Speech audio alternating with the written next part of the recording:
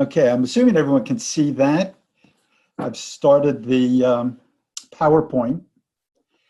We're on session 4, the nature of man, as seen through 3 characters that I arbitrarily chose: Pico della Mirandola, Nicolo Machiavelli, Leonardo da Vinci, and we're going to look at some artistic portraits and see what that can reveal to our story.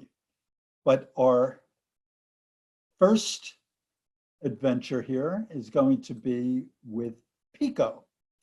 And I ask you to take a peek at an excerpt from a very famous, perhaps the single most famous document to come out of the humanist Renaissance, which is his Oration on the Dignity of Man. It's longer than this little excerpt that I had you take a peek at, but this pretty much captures the heart and soul of the matter. To sum it up first, before we start looking at the document proper, he speaks of God's creation as a great chain of being. And if you look at Genesis and the various days of creation, it goes from celestial orbs, separating darkness and light in celestial orbs, and then populating the universe from animals through angels. And in effect, this great chain of connected existence is complete without humanity. There are no missing links in the chain. There were the beasts above inorganic matter, and there were angels, spirits close to God and nature, at least closer to God and nature. And there is no missing element, Pico wants to suggest. But God, who wants some being who can recognize and endorse his act of creation, wants someone who can sort of stand apart from it, see and appreciate the whole thing. All the types, if you will, all the niches are already occupied within the chain. And God settles on this idea of man, who Pico is going to stress is an indeterminate nature, a nature that doesn't come formed with natural propensities in one direction or another. No fixed place in the chain, neither animal nor angel, no fixed limits. And so he's going to argue that man is self-determining, placed in the center of this universe, and as a being capable of self-determination and free will, can choose to be angelic or bestial. So if I hop us over to the documents themselves, here, let me make that larger. He says in his first paragraph, so now we're looking at that little couple-page excerpt, and he says, I once read that Abdullah the Muslim, this is so Pico, immediately resorting to Islamic literature, when asked what was most worthy of awe and wonder in this theater of the world, answered, there's nothing to see more wonderful than man. Hermes Trismegistus concurs with this opinion. A great miracle, Asclepius is a man. Now let me get my little pointer, my little annotator down here. I'll tell you what. No, that's not the right one. Here we'll use the spotlight. Yeah. Okay. However, when I began to consider the reasons for these opinions, all these reasons given for the magnificence of human nature failed to convince me that man is the intermediary between creatures, close to the gods, master of all the lower creatures with the sharpness of his senses, the acuity of his reason and the brilliance of his intelligence, the interpreter of nature, the nodal point between eternity and time, as the Persians say, the intimate bond or marriage song of the world, just a little lower than the angels, as David tells us. I concede that these are magnificent reasons, but they do not seem to go to the heart of the matter. That is, those reasons which truly claim admiration. For if these are the reasons we can come up with, why should we not admire angels more than we do ourselves? After thinking a long time, I have figured out why man is the most fortunate of all creatures, and as a result, worthy of the highest admiration and earning his rank on the chain of being, a rank to be envied not merely by the beasts, but by the stars themselves and by the spiritual natures beyond and above this world. And on he goes. What is this rank on the chain? And in this paragraph, he'll say a bunch of lines down. However, when the work was finished, the great artisan desired that there be some creature to think on the plan of his great work and love its infinite beauty and stand in awe at its immenseness. Therefore, when all was finished, as Moses and Timaeus tell us, he began to think about the creation of man. But he had no archetype from which to fashion some new child, nor could he find in his vast treasure houses anything which he might give to his new son. Nor did the universe contain a single place from which the whole of creation might be surveyed. All was perfected, all created things stood in their proper place. The highest things in the highest places, the midmost things in the midmost places, and the lowest things in the lowest places. But God the Father would not fail, exhausted and defeated in this last creative act. God's wisdom would not falter for lack of counsel in this need. And this is a very telling sentence, this last one. God's love would not permit that he whose duty it was to praise God's creation should be forced to condemn himself as a creation of God. Odd sentence. God's love would not permit that the being created to appreciate, praise, and love him should be forced to. Because what would that be? A forced adoration. So God has to create an independent being, one who is free to make the choice, one who can choose not. Finally, the great artisan mandated that this creature who would receive nothing proper to himself shall have joint possession of whatever nature had been given to any other creature. He made man a creature of indeterminate and indifferent nature, and placing him in the middle of the world, said to him, Adam, we give you no fixed place to live, no form that is peculiar to you, nor any function that is yours alone. According to your desires and judgment, you will have and possess whatever place to live, whatever form and whatever functions you yourself choose. All other things have limited and fixed nature, prescribed and bounded by our laws. You, with no limit or no bound, may choose for yourself the limits and bounds of your nature.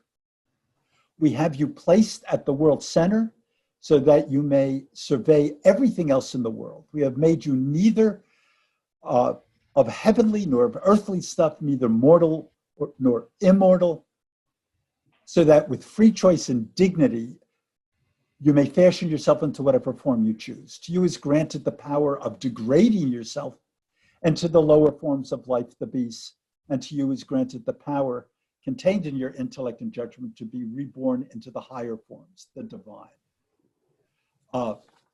Imagine this. And he says down at the bottom of that middle paragraph there, and if satisfied with no created thing, he removes himself to the center of his own unity, his spiritual soul united with God, alone in the darkness of God, the unknowability of God, who is above all things.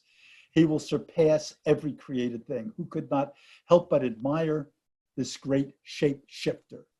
In fact, how could one admire anything else?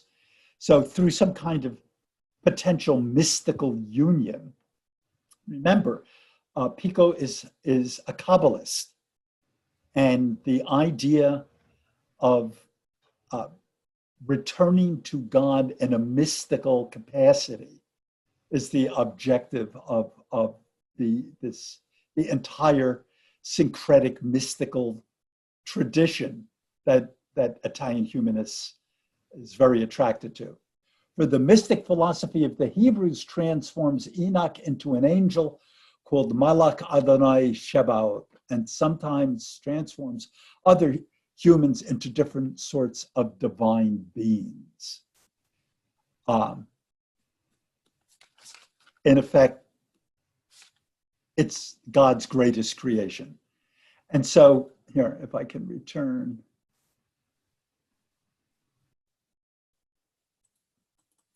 Back here again. Look what Pico has done in seeing man this way. This is such a sense of power, such a sense of human value that wasn't entertainable, I don't think, in the medieval period in quite the same way. This is someone who, still in the context of revealed religion, gives to the human presence a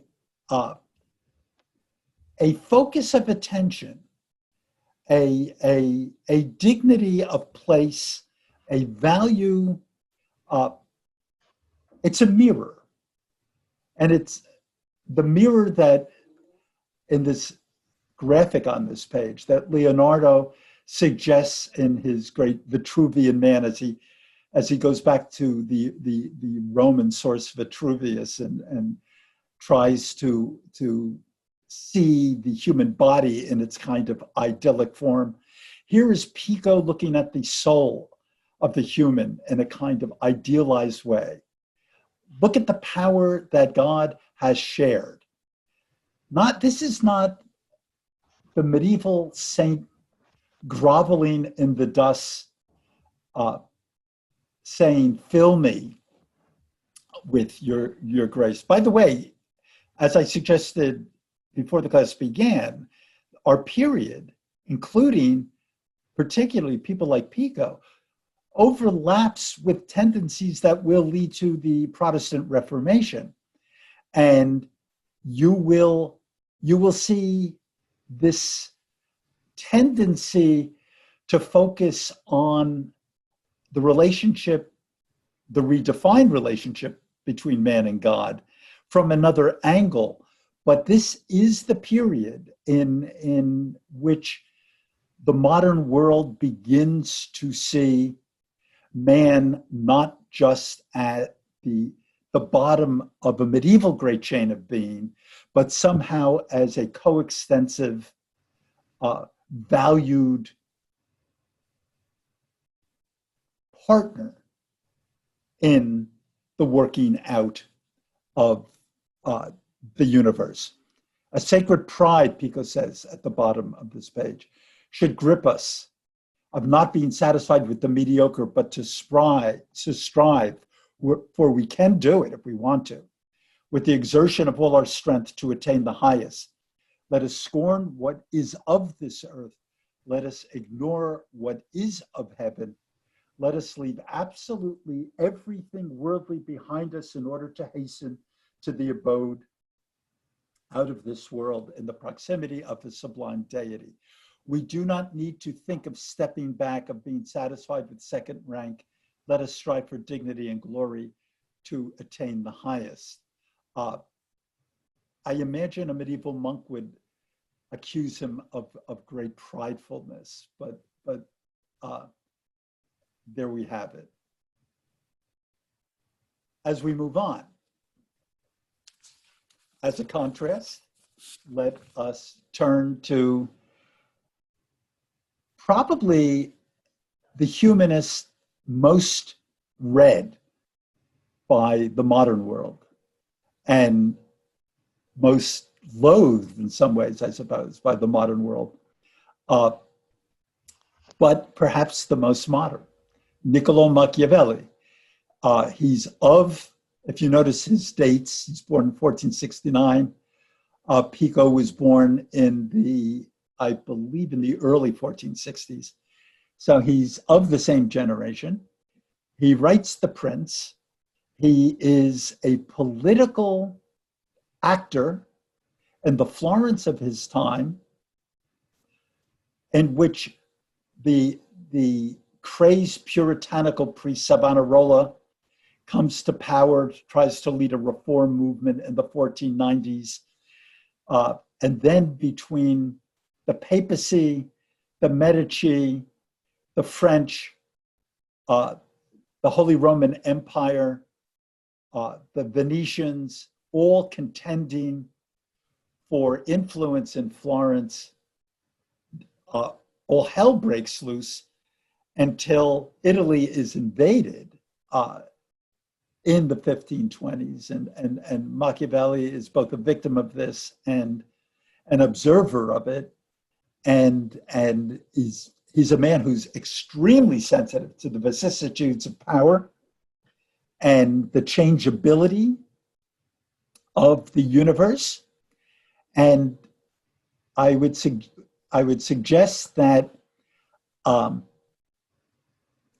that he is in some ways the most Roman of the humanists, in that he reads the political theorists and the historical commentators of Rome as if they were moderns. He sees the modern world through their lens.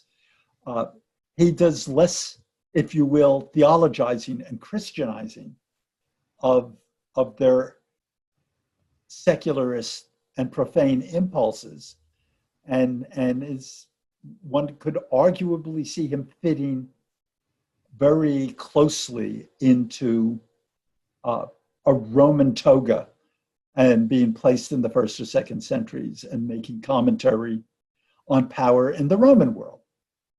So he comes of age in a world of political chaos. I say in that second bullet, his literary interests tend to be historians like Xenophon and Thucydides, analysts of practical political discourse like Cicero, and philosophers with a very pragmatic or materialist bent, Lucretius, Epicurus, Democritus, the Greek. He makes 3 points in 3 chapters that I had you take a peek at, and I'm going to turn to the document in a minute, but I want to do the overview summary of these points because they are so essential, and they've been so contested in political theory in the 20th and 21st century. In that last chapter I had you look at, which was chapter, what was it, 25. It was in his chapter 25, which is the last couple pages of that document, the PDF that I sent out. He talks about fortuna, chance, but he talks about it the way the Romans would. While it's chance, it's more fate than chance. Human agency goes for the Roman, for the Stoic, for the Epicurean in the Greek or Roman world. Human agency takes you so far, but is entirely constrained by what they thought of as the movement of the universe. They called it moira. The Greek word moira, which the Romans would have translated as fortuna or fortune, has a more deterministic undercurrent to it. Fortune often sounds like c'est la vie, it's chancy, it's in the lap of the gods. But there is a realm of controllability in human life, Machiavelli, as a good Stoic would have said, or a good Epicurean. And there's a lot that is not uncontrollable. And I took a little quote out here that we'll go back and look at in its context. Nevertheless, not to extinguish our free will. We do have free will, not to extinguish that.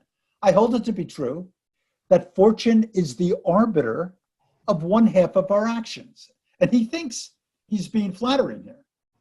I'll give you a half, but that she still leads us to direct the other half, or perhaps a little less. And so basically, the talented prince, the educated prince, and by the way, on the bottom right, Lorenzo the second de Medici, who's the grandson of the first Lorenzo. I believe he's the grandson or the son. It might be the grandson of Cosimo. But in a painting by Raphael, this is the prince at the bottom that Machiavelli was, in his portrait by Santi di Tito, was writing to. And he wanted to suggest, prepare yourself at all costs, but understand that part of that preparation is going to be preparing yourself and trying to accept the role that is the hand of cards that is going to be dealt by fate, by the universe. And you try to put yourself in the best possible position, but when a black swan event comes along, it's like managing portfolios. Everything is great until COVID-19 comes along. You do risk assessment and you understand that Sigma 6 events can occur. His first point. Then there is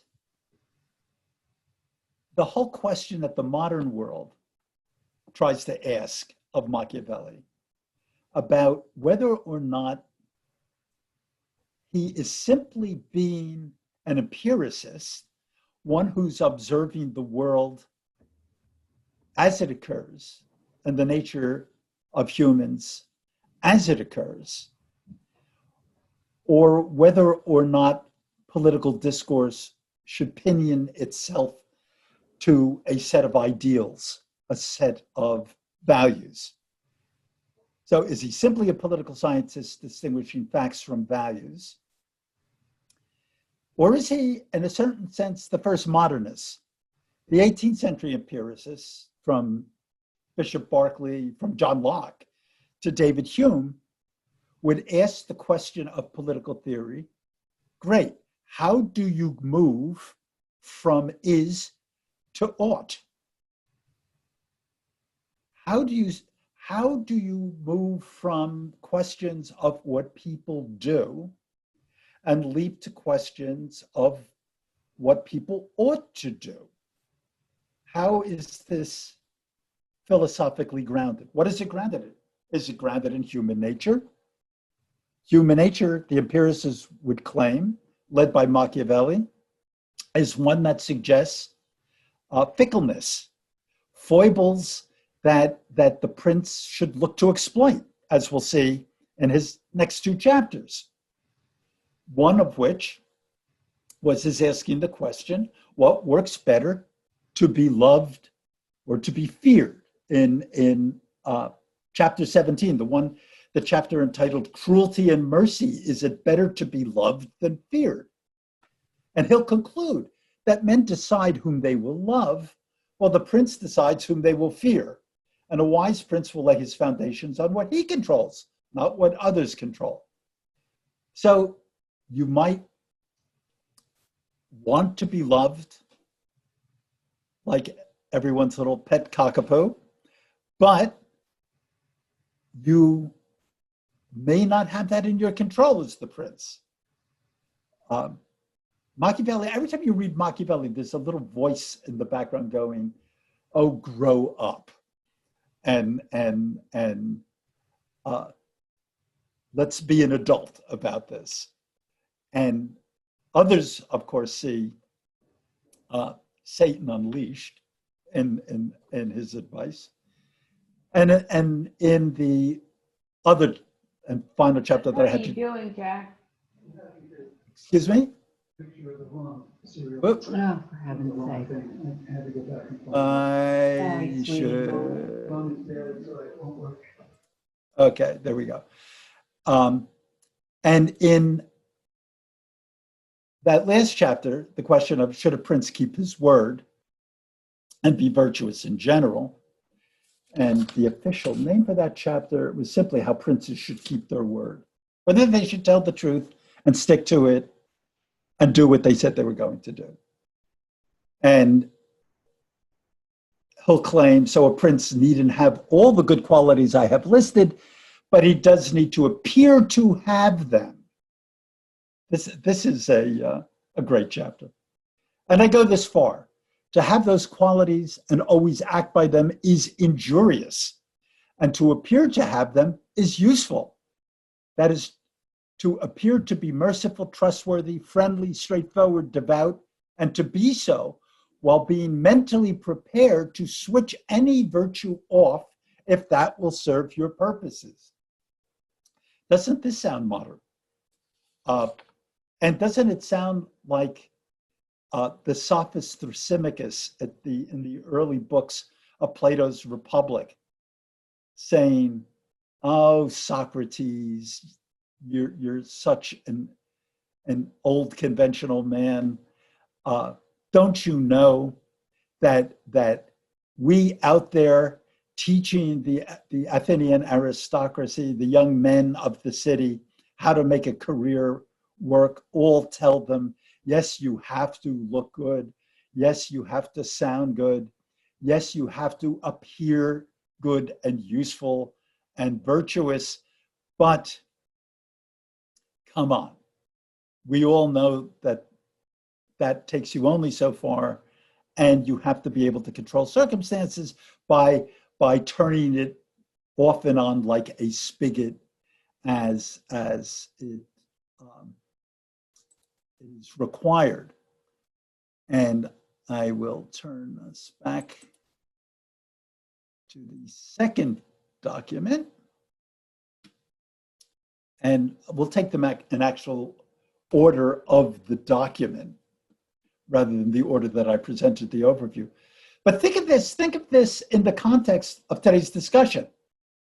Here's Pico della Mirandola saying, you can be anything, you can be like the angels, you can be like the beast, but we want to, in true Neoplatonic fashion, rise into the highest state of transcendental union with the Godhead. And here's Machiavelli's sense of the unbounded possibility of human nature to get what you want, to become the success that you want to become, and to gratify the appetite of power, which is what he would claim in a kind of empirical fashion, what all people seem to want to do if we watch them closely enough. And he opens the Cruelty and Mercy chapter by saying, and he uses Cesare Borgia as an example, and he says, well, Borgia was considered cruel, yet he managed, by killing off a malcontent here and there, he didn't have to suppress an entire revolution. So what did he do? He quelled social unrest. Guess what? He was, in the end, he may be seen as a benevolent figure. A kind of cynical picture of it, but Borgia as a heroic figure. Anyhow, in the second paragraph, I'm in the second sentence here. I'm going to go and get my little pointer again. Annotate, spotlight. There we go. Okay. Rather, he should moderate his conduct with prudence and humanity, not being confident to the point of rashness or suspicious to the point of being intolerable. A question arises out of this, namely, is it better to be loved than feared, or better to be feared than loved? Well, one would like to be both, but it is difficult for one person to be both feared and loved. And when a choice has to be made, it is safer to be feared. The reason for this is a fact about men in general. This little gloss on human nature. They are ungrateful. It sounds like Thomas Hobbes. They are ungrateful, fickle, deceptive, cowardly, and greedy. He says, I've looked, I've watched, I'm observing, I'm a scientist there. As long as you are doing them good, they are entirely yours. They'll offer you their blood, their property, their lives, and their children, as long as there is no immediate prospect of their having to make good on these offerings. But when that changes, they'll turn against you. And a prince who relies on their promises and does not take other precautions is ruined. And he goes on to say in that bottom paragraph on that page, and men are less hesitant about letting down someone they love than in letting down someone they fear, because love affects men's behavior only through the thought of how they ought to behave. It's their conscience speaking to them. And men are a low down lot for whom that thought has no power to get them to do anything they find inconvenient, whereas fear affects their behavior through the thought of possible punishment, and that thought never loses its power. Still, a prince should try to inspire fear in such a way that if he isn't loved, he at least isn't hated, because being feared isn't such a problem if one isn't hated. And a prince won't be hated as long as he keeps his hand off his subjects' property and their women. When he has to proceed against someone's life, he should have a proper justification. But as he goes on to say in the next sentence, stay away from the property, leave the property alone. On page 2, he starts talking about Hannibal. And he's been praised for, among much else, the fact that he led an enormous mixed race army to fight in foreign lands, and never in times of bad or good fortuna had any troubles within the army or between the army and himself. The only possible explanation for this is his inhuman cruelty, which combined with his enormous virtu, he's using that in that humanist sense, virtu as a capability, an accomplishment, and an achievement, not virtue in a narrow Christian sense. Virtu as this manly connotation of power, to make him an object of respect and terror of his soldiers. He could not have achieved this just through his other virtues without the cruelty. Historians who have admired his achievements while condemning the cruelty that was their principal cause have not thought hard enough. So I conclude that men decide whom they will love. That's the thing I had read you back when we looked at the slide. So then he comes to the section on how princes keep their word. Everyone knows that it is a fine thing for a prince to keep his word and to live with integrity rather than with cunning.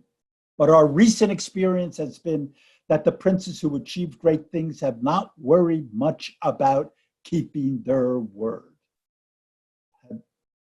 And he's going to use, as two of his examples, later on, 2 popes. Next paragraph. For the B side of his nature, the prince should choose the fox and the lion. The lion can't defend itself against traps, and the fox can't defend itself against wolves. So the prince needs to be a fox to discover the traps and a lion to scare off the wolves. Those who try to live by the lion alone do not understand what they are up to. A prudent lord, and he's talking about be wise. Wisdom is in knowing limits and in knowing what you can control and in knowing what circumstances can be influenced and to some degree, the degree to which they can be influenced. A prudent lord therefore cannot and should not keep his word when that could be used against him.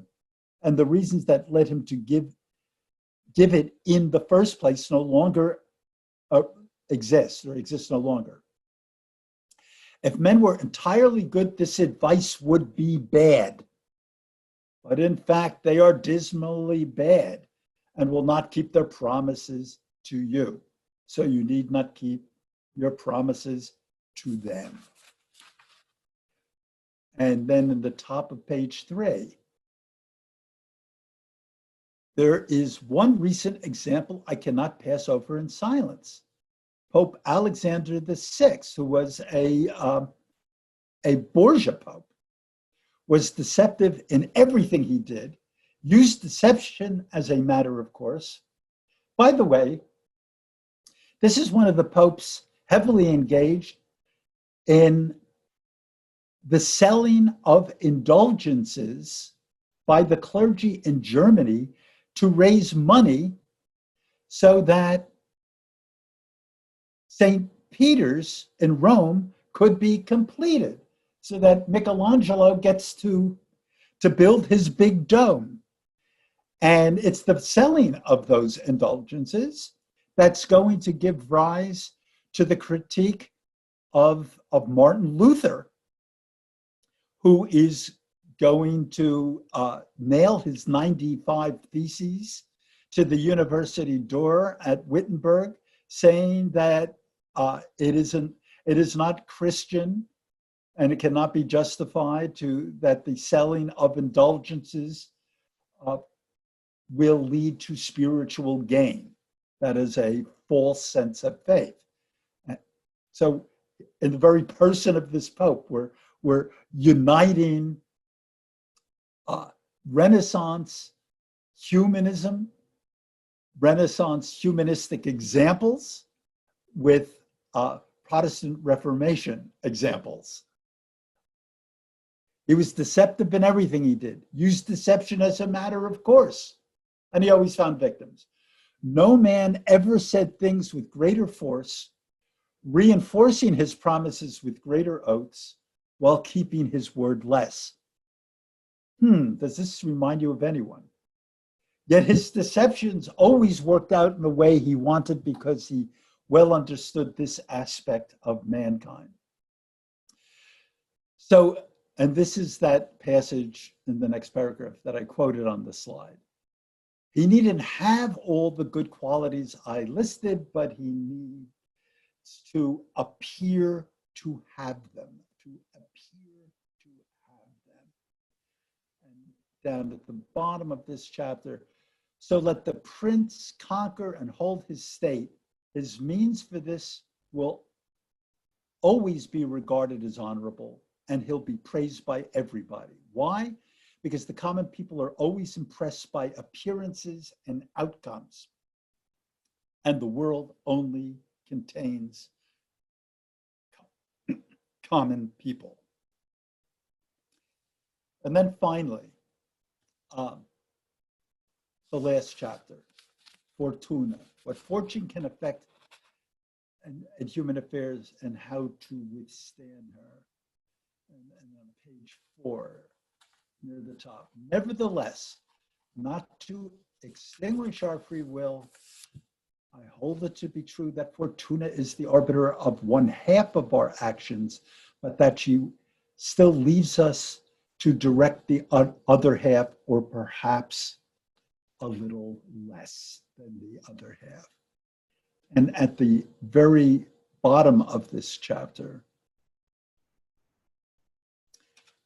and I want to stress that this this sense of what you can't control is at the heart of both Epicurean and Stoic thought in the ancient world. In the Epicurean version, it becomes there's much you can't control. There's much about life and the world that will distress you.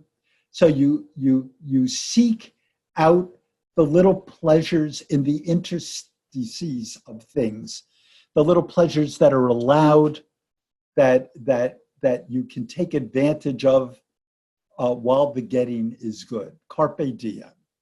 And in the Stoic version of that same sense of fortuna, it is more a harden yourself.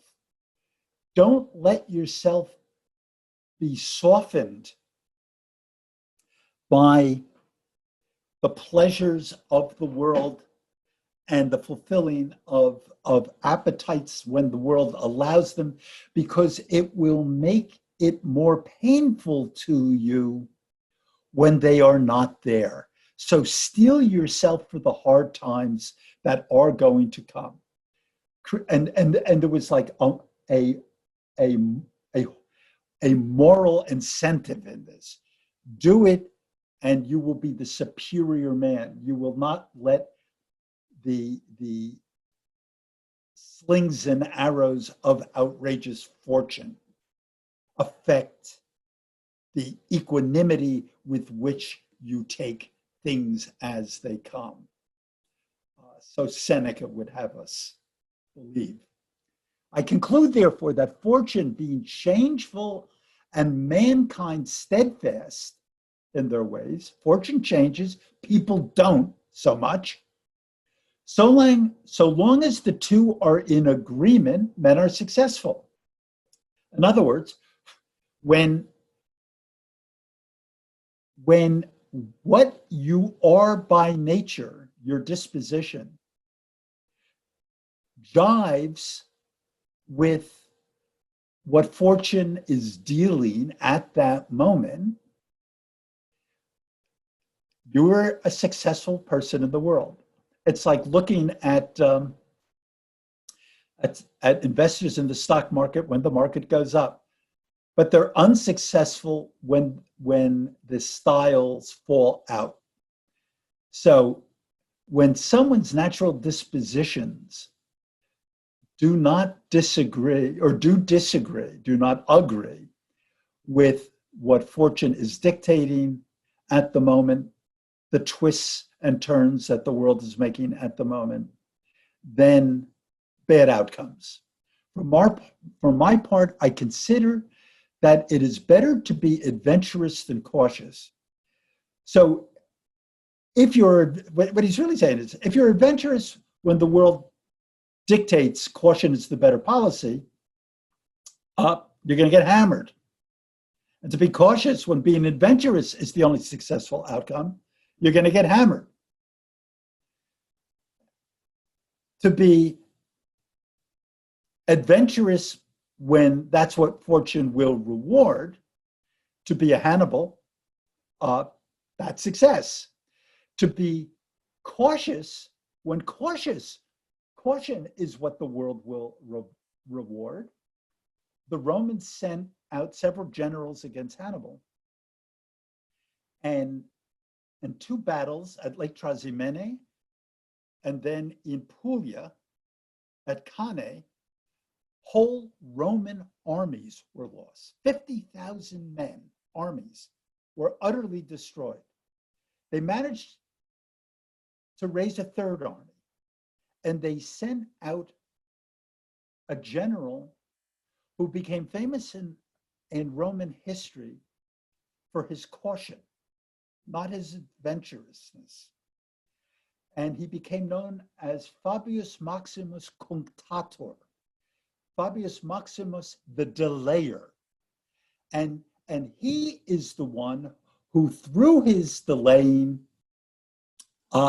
successfully kept Hannibal at bay for such a long period of time that Hannibal had to return to North Africa, and later on, the adventuring and adventurous general Scipio Africanus could go and defeat him in battle. So here is Machiavelli with all these examples known to him, is in one sense saying, guess what? Some of us are adventurous by disposition. Some of us are cautious. Circumstances will choose winners based on what it's going to reward at a given time. But then he goes on to say, I consider that it's probably better 60-40 to be adventurous than cautious, because fortune is a woman, and if you wish to keep her under, it is necessary to beat her and ill-use her. So feminists of the world unite. Machiavelli had something for everyone to hate here. I am going to go back to our slides. And so here we have it. Another sense, and a very modern sense, of what human nature can be, and one that is a total departure from the medieval worldview. This would not have been publicly entertainable 200 years previous. The admission of this in the Christian Europe of the late medieval world would not have been permissible. It would not, as a kind of discourse. But here in this new world, bred out of urban capitalism that produces new technologies, new respect for the Roman secular world, that turns a mirror back on the human author and the human creative, himself and herself, and asks the question, well, what are we underneath really? And what is our potential for self-realization? And how are we placed in relation to the world? And like Pandora's box, many different answers keep on popping out of the box. So finally, our third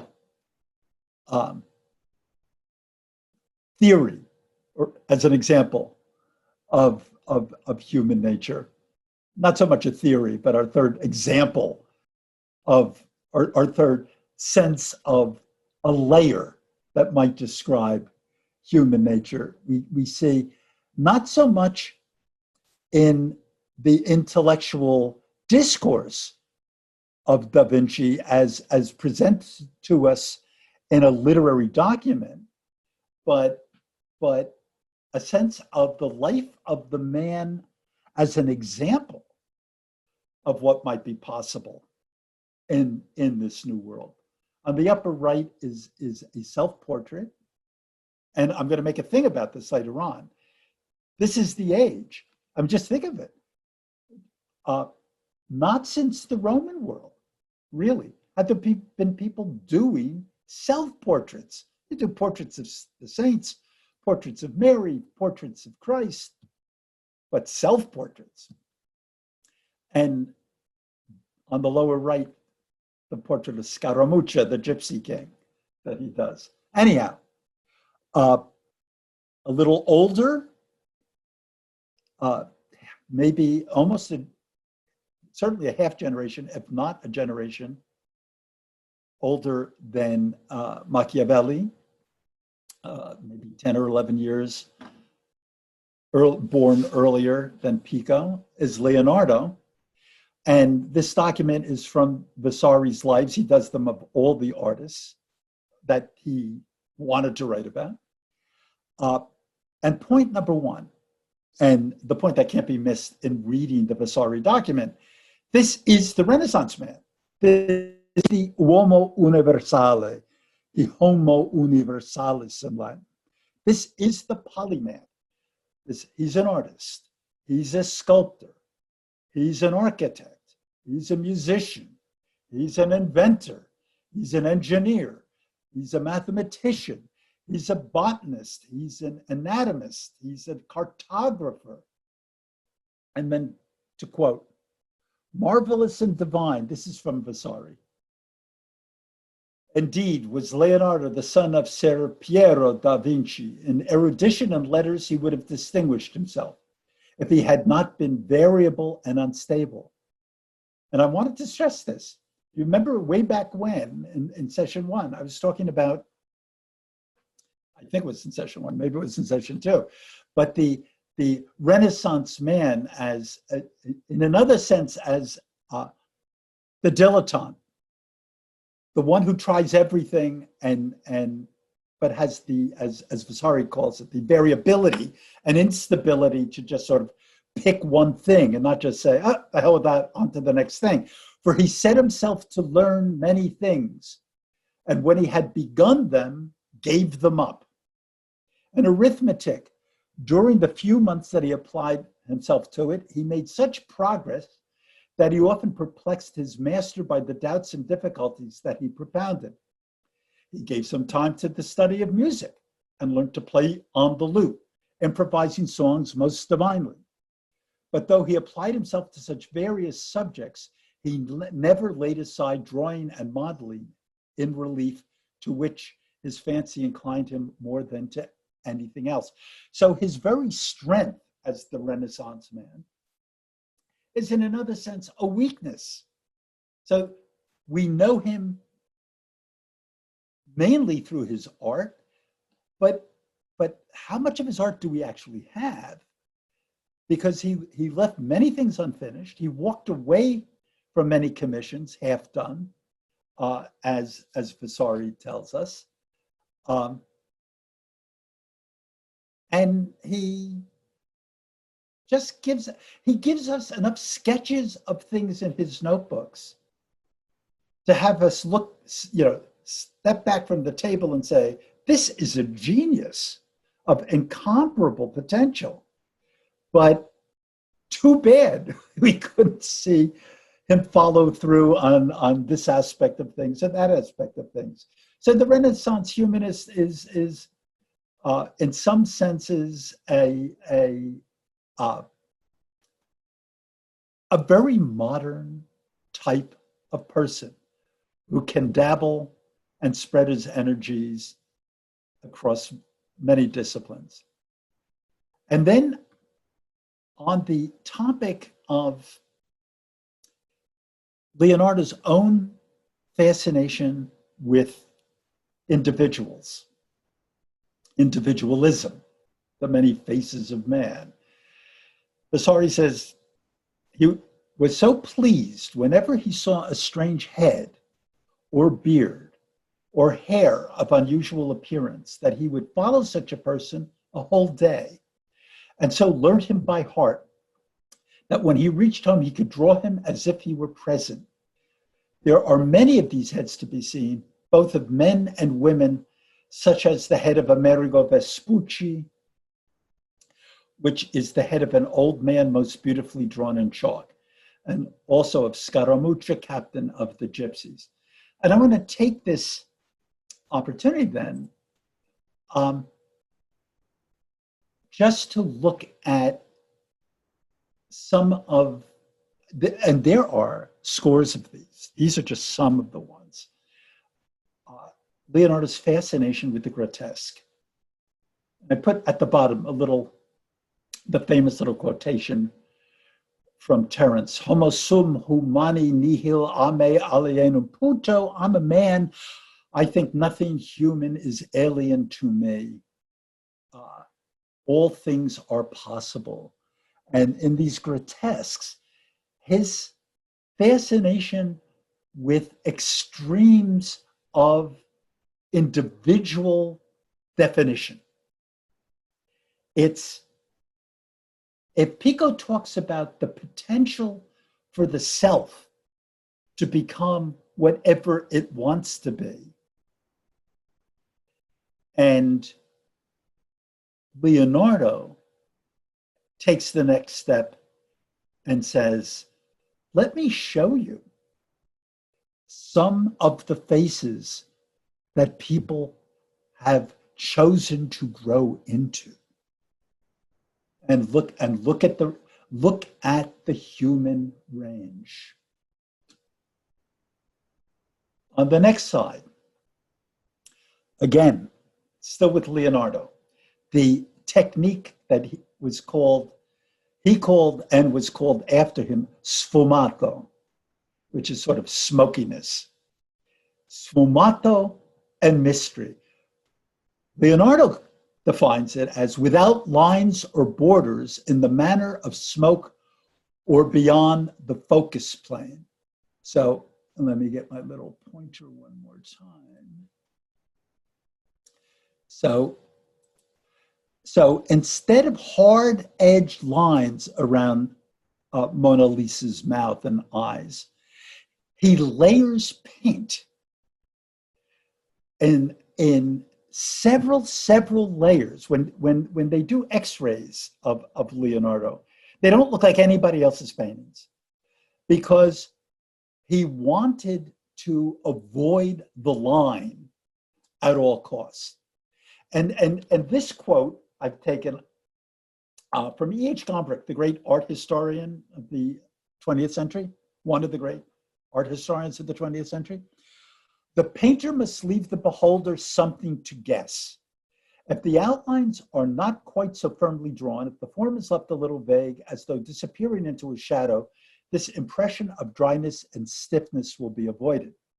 Everyone who's ever tried to draw or scribble a face knows that what we call its expression rests mainly in two features, the corners of the mouth and the corners of the eyes. Now, it is precisely these parts which Leonardo has left deliberately indistinct by letting them merge into a soft shadow. So here, let me get rid of the pointer.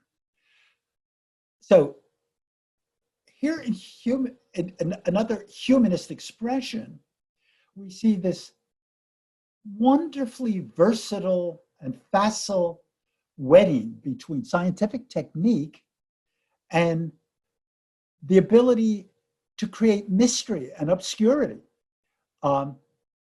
As we move into realms of deeper knowledge and deeper technologies and techniques, we also move into this powerful fascination with the face and nature of the human being, with the mystery of the human being. The human being is the new text. It's about the nature of man because this is decidedly the next text. Two more examples of sfumato of Leonardo. So on the left, the Salvator Mundi, the savior of the world. This is the guy that just sold for, what the hell was it? It was like $400 and something million, which they at first had trouble attributing to Leonardo, but you take a peek and you say, that's got to be Leonardo. And he himself says, whenever he paints a face of Christ, he loves to leave it undefined. He talks about the Last Supper in Milan as just that. He says, I did the saints up to detail, but these guys, not so much, not the Christ figure. And the detail from the Virgin of the Rocks, I just took one little isolated portrait. I took the Virgin, and as with Leonardo's women in general, this kind of softly defined, undefined, mysteriously defined haziness that suggests deep currents all the way through. I'm going to We have two questions here. When he's talking about men, do you think he means to include women? That was about, I'm assuming, about the, it could be about any of the ones we're talking about, the Machiavelli. Yes, I think he would include. I read somewhere that there are some scholars claim that Machiavelli meant the prince as a satire. I don't think so. And political theorists never take it that way. They do think of it as pragmatic. Believe me, if you hired a political consultant right now to advise you on orchestrating a political campaign for any office, would not some of the advice at least suggest Machiavelli? And would you think that the person offering the advice was satirical? I think the only thing that is astounding about what Machiavelli was saying is that he drew it to its logical conclusion, almost the way a philosopher would, and said, look, let's take it to the logical conclusion here. Let's not just hint that lying is okay. Let's not just tell lies. Let's not just hint that lies are generally okay, but let's make a platform out of it, the way the sophists themselves would have. Anyhow, sfumato. And finally, in this last section, I'd like to take about 10 minutes and look at portraiture, which is, I was going to say, it's a novelty in the Renaissance. However, the Romans did it as well. So again, it's a rediscovery, but the medieval period, not so much. So first of all, we have the individual and the question of posterity. So we do portraits of nobles and patrons. And we idealize the virtù of the noble couple. So here we have Piero della Francesca's famous equal portrait, an equal woman and an equal man, Federico da Montefeltro and Battista Sforza, man and wife, as they, on their diptych, as they survey the world from the lofty heights of Urbino and parts of Umbria and the Marche. And so, yes, of course we do portraits and flattering portraits of the personalities of the powerful, because that's how we make our bread and butter, boys and girls. This is who pays the bills. The individual and posterity, again, nobles and patrons, but here, not just idealized versions. We take another step. Let's have images of authority, images of power, and yes, images of remembrance. So on the left, we have the Venetian Doge, Leonardo Loredan, by Bellini, and it is just an incredible portrait of a man of power above the fray.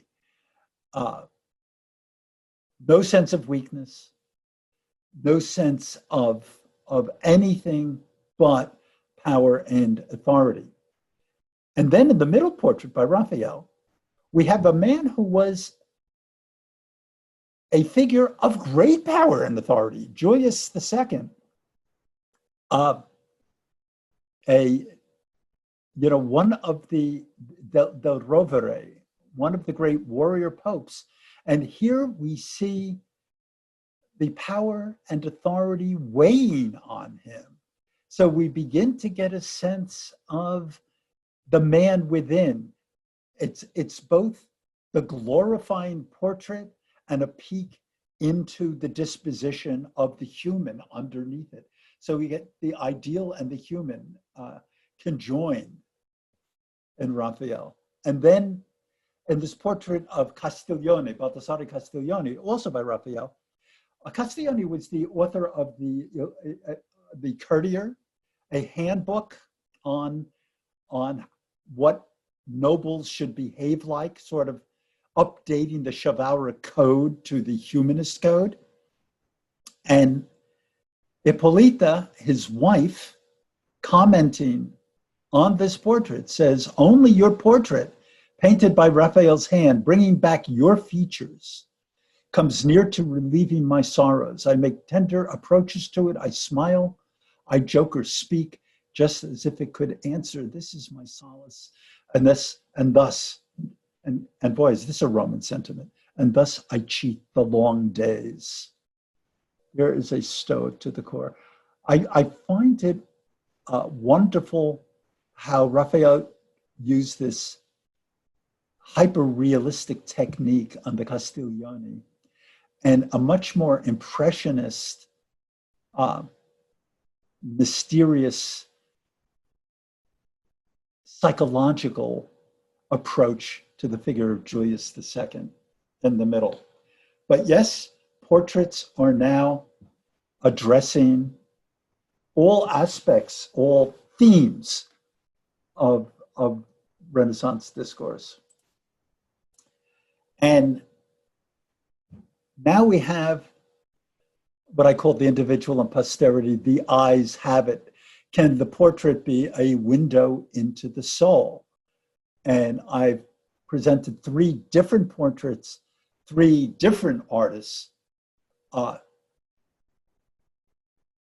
each very representative of a sense of the underlying person in question.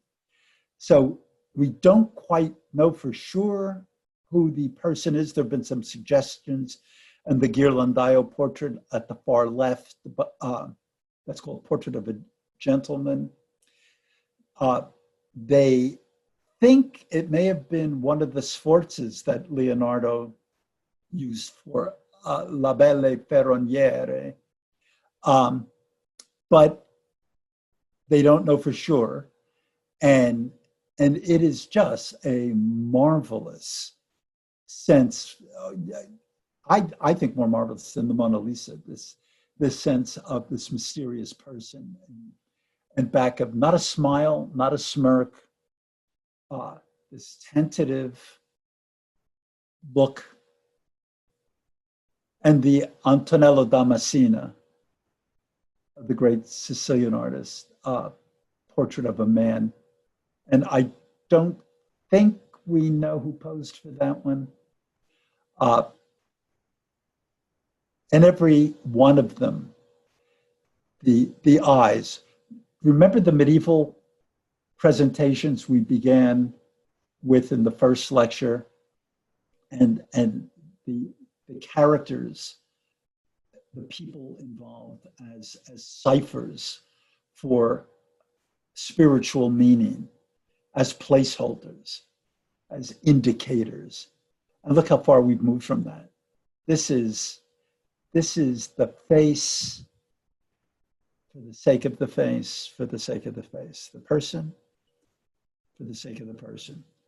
And I included a quote from the Roman poet Martial: "Would that art could have painted his character and his mind, there would then be no fairer portrait in the whole world."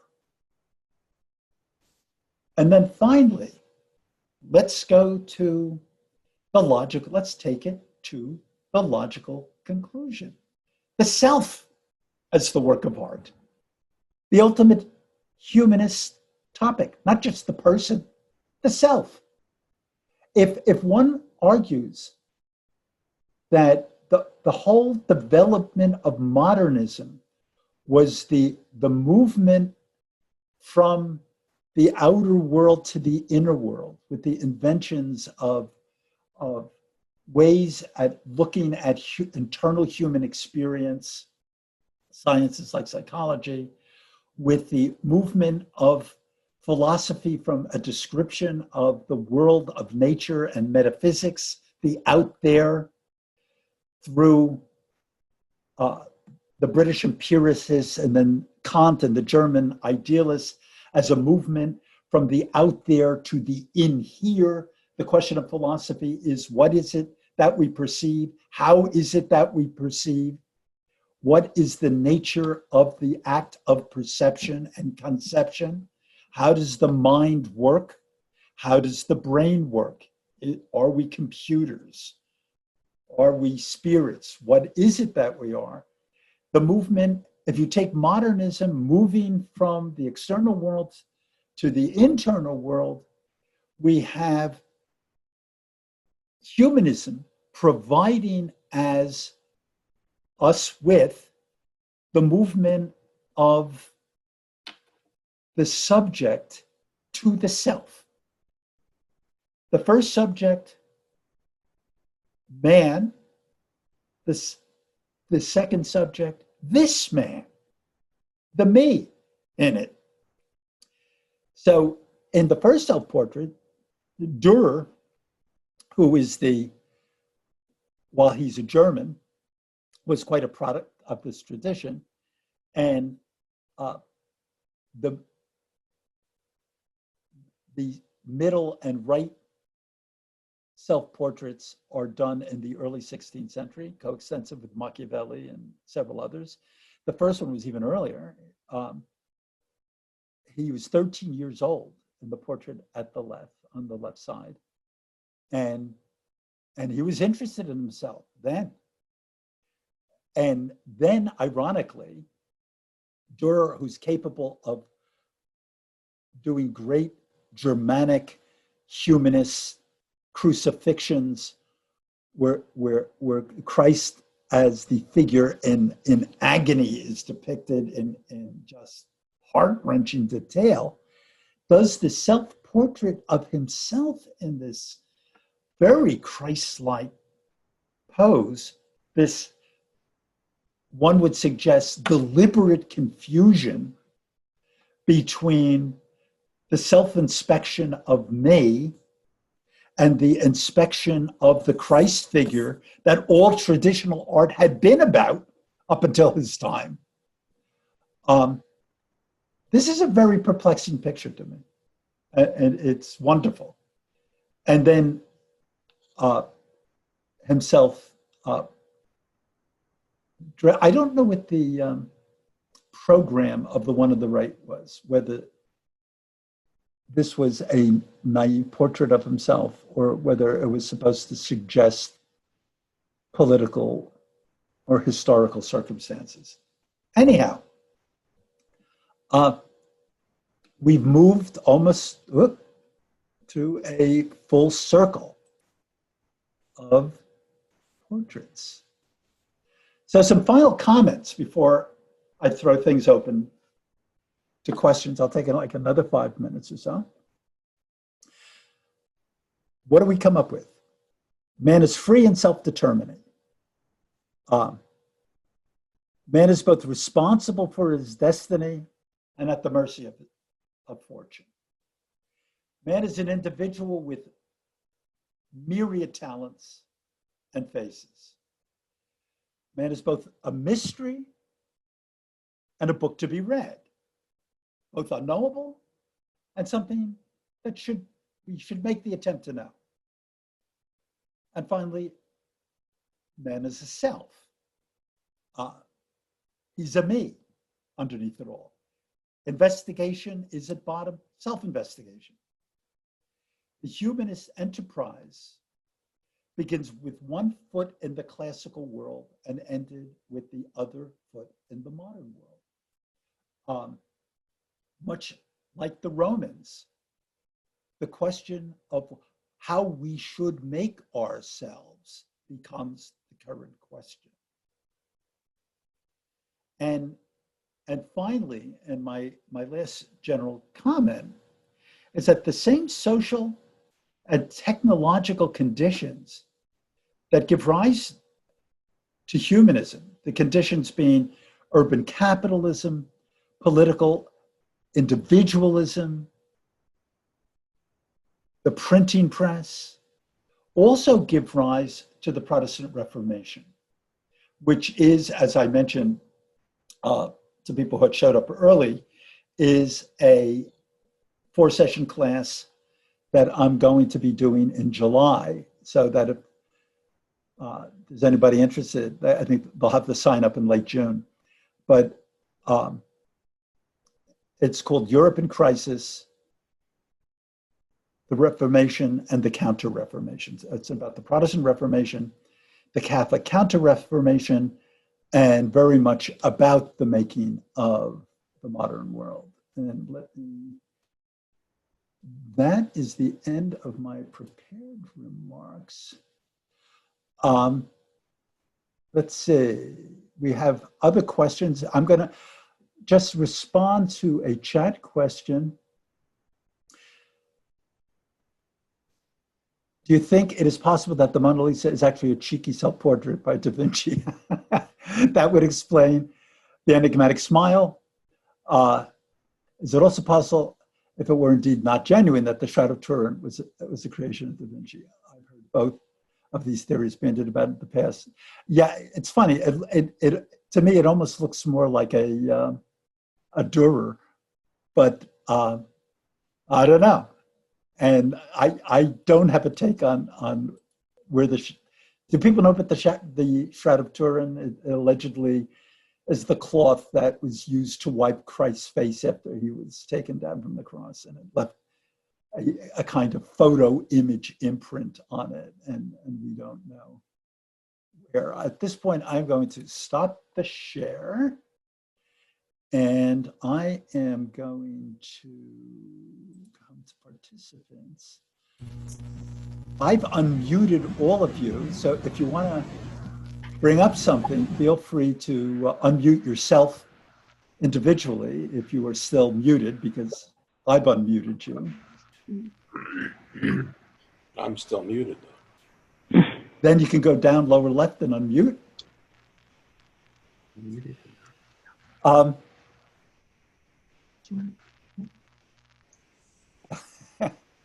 Thank you, Ellen. I've lost you in session 3. I knew session 3 was going to be an adventure. Yeah. Yeah, it was. It really, it's hard to understand this period without understanding all the kooky ideas that were raised in the period. And I tried to do some justice to that in session 3. But this session was more in keeping with the I'm going to make a slide. with what we expected.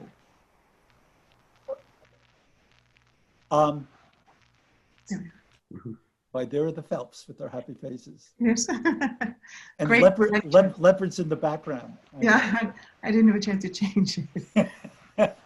We were up close. Oh,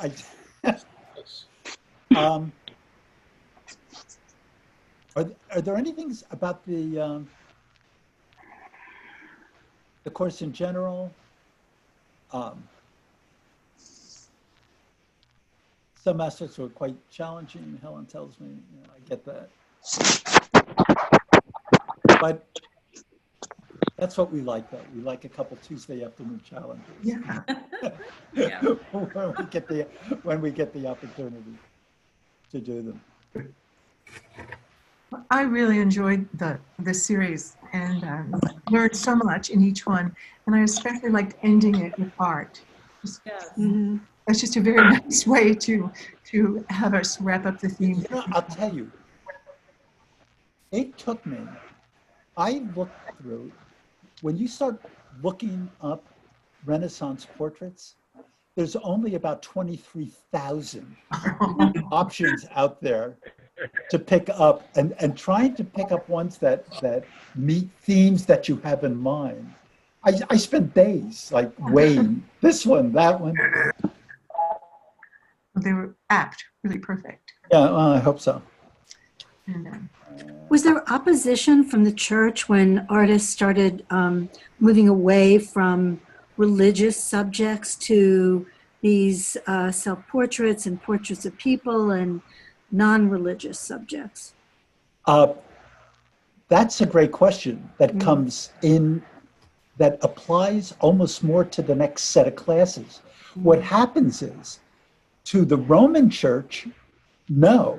But the Roman Church by this point was so temporal and institutional and wealthy and aristocratically controlled that no, some of the popes themselves were accomplished humanists that no, they would, but the Martin Luthers of the world and many of the early Protestant reformers thought that these depictions, which seem to have more in common with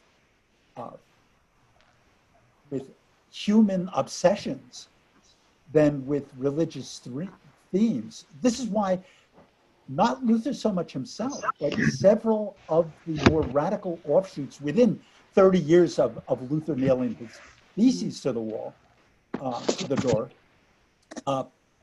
there were sects popping up that wanted to ban all depictions of art. You walk into a Presbyterian church now, you see no statues of saints. You see no pictures of Christ or Mary.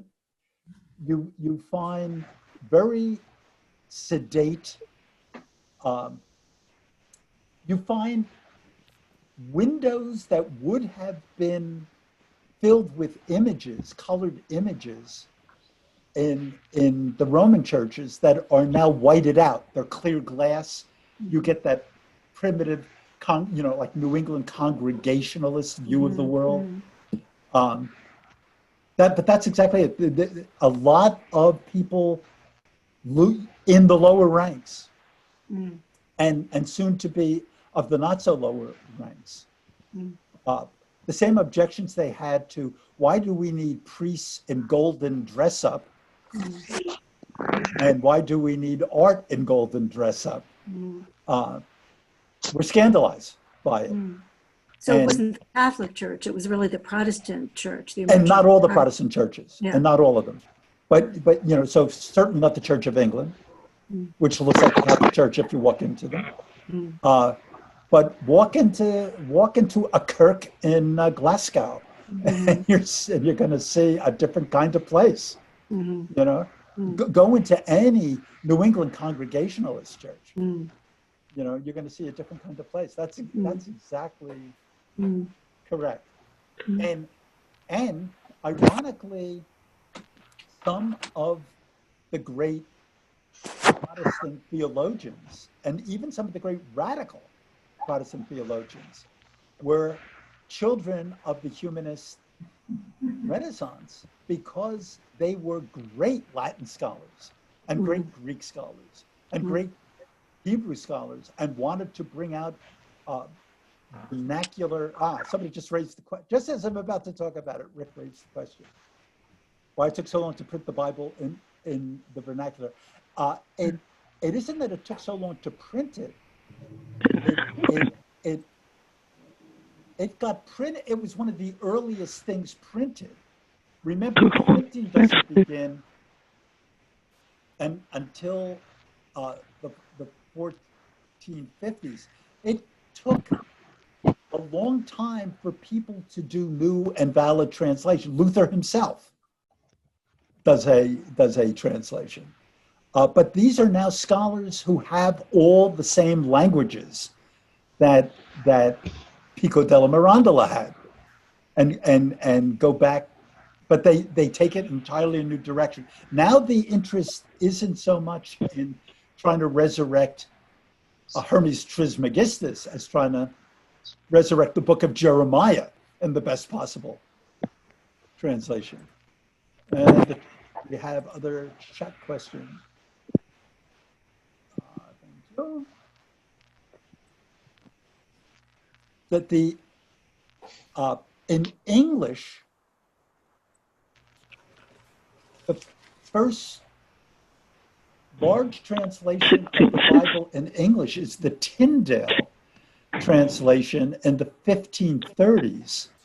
And it's that Henry VIII, that is, and his bishops are still very much antagonistic to the Lutheran Low Church movement and want to protect the institutional integrity of their own church the way Rome was still protecting its church. So they were not in favor of that English translation. And it took the Scottish king, who comes down and becomes James I of England, who does the first accepted, the great King James Version. Anyhow, we've got 3 official minutes. You who are left. Still listening. You who I can't seem to drive away. No matter what you Back. No matter what I say. Thank you, Lou. Okay, good. Was there not also opposition from the Church to the printing of the Bible in any language readable by the masses? Yes, there was.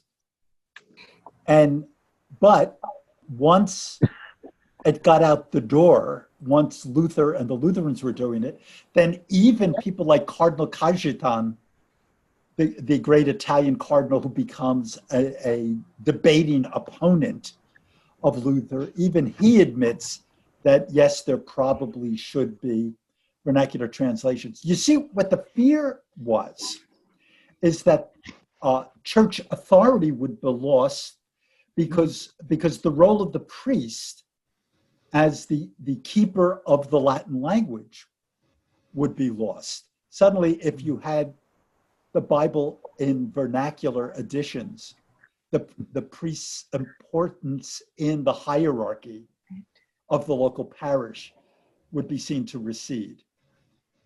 But eventually, the Catholic Church does the same thing. But while it still tries to maintain the Latin Mass, it allows for vernacular Bibles, but that comes much later, actually.